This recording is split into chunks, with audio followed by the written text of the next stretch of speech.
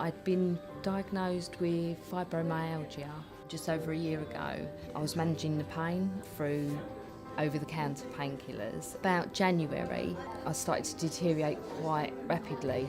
I was struggling going to work.